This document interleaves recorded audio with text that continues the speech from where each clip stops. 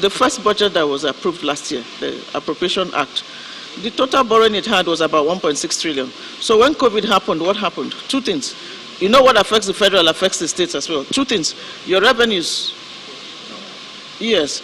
And we all saw what happened. There were tankers of oil in the high seas with no buyers. Countries were offering discounts because refineries were shut, businesses were shut, countries were on lockdown. So a new budget had to be drawn up. And that budget has a borrowing of about over 4 trillion. Let me put it that way. Yes, 4.2, you're right, 4.198. Why? That was because of COVID. That same last year. We quickly had to rework the books. Not only because revenues dropped, but now you now suddenly realize you needed hospitals, you needed all kinds of facilities, you needed palliatives because of the lockdown, people were shut down.